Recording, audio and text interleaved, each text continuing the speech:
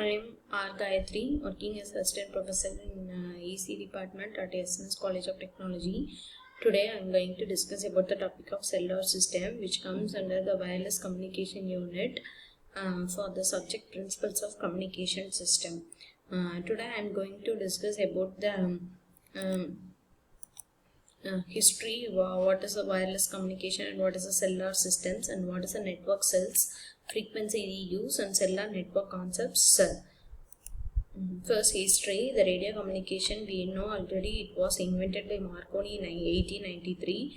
In 1940, the first walkie-talkie was used by US military. In 1947, John Barden and Walter Bartian from T&T's Bell Lab invented the transistor, which is a semiconductor device used to amplify the radio signals. In 1979, the first commercial cellular phone service was launched by Nordic Mobile Telephone, which is in Finland, Sweden, Norway and Denmark. In the first, the communication medium, we have used the wireless telegraph, and then walkie-talkie was used, and cordless phone. Nowadays, we are using our mobile phone devices. The cellular system generation, in 1G generation, the voice-oriented system, it is based on analog technology. Example, advanced mobile system were used in the first 1G communication. In 2G, the voice-oriented system based on digital technology, more efficient and used less spectrum than 1G. Example, the GSM, the Global System for Mobile, and US Time Division Multi-Access were used in the 2G technology. Coming to 3G, which is high-speed voice-oriented system integrated with the data services. Example, GPRS, General Packet Radio Service, and code division multi-access technology were used in 3G. And 4G, which is commonly termed as long-term evaluation, mobile ultra broadband internet service, for example, to laptop with USB wireless modem, to smartphone and to other mobile devices, we are using the 4G generation. And 5G, compared to the 4G, the 5G, the internet speed is very much and it is connected to all devices. Network cells. It is a geographical unit of cellular system. Is an area around the antenna where specific frequency range is used. Is represented graphically as a hexagonal shape, but in reality it is not in hexagonal shape. It may be in some irregular shape. The clusters. Cluster is a group of adjacent cells, usually 7 cells. No frequency reuse is done within the cluster. The frequency spectrum is divided into subbands, and each subband is used within one cell of cluster. Actually, the cell cluster, which is having a group of 7 cells and which is operating with 7 different frequency spectrum, which is shown in this figure. Then frequency reuse, it is a method used by the service provider to improve the efficiency of cellular network and to serve the millions of subscribers using the limited radio spectrum. Types of cells, we are having the 3 different types, which is macro cell, micro cell and picocell. Macro cell, their coverage will be large, approximately 6 miles in diameter, which is used in remote areas. High power transmitter and receivers are used. Micro cells, their coverage is small, half a mile in diameter, and are used in urban zones. Low power transmitter and receivers are used to avoid interference with cells in other clusters.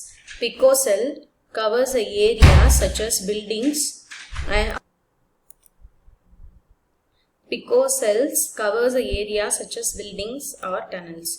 Then cellular network components. First we have a SIM card, which is subscriber identification module, and then it is connected to the mobile devices, and then the mobile device will directly communicate to the BTS, which is a base transceiver station, and which is controlled by base station controller, and the base station's controllers controlled by mobile switching center. The mobile switching center will be having these 4 components, which is visiting location register, home location register, authentication center, and enterprise identity registers, which will be discussed in detail.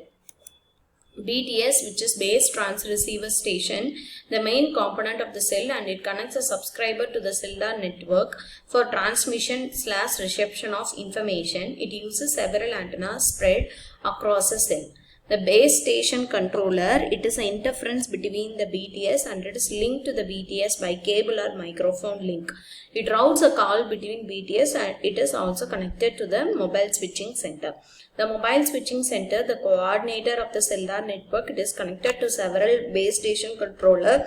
It routes the calls between base station controller, rings a cellular network with other networks like public switching network through fiber optics, microphone or cables. Then the home location registers, which is a database maintained by the service provider containing the permanent data about each subscriber, that is location, activity status, account status, call forwarding preference, call identification preference.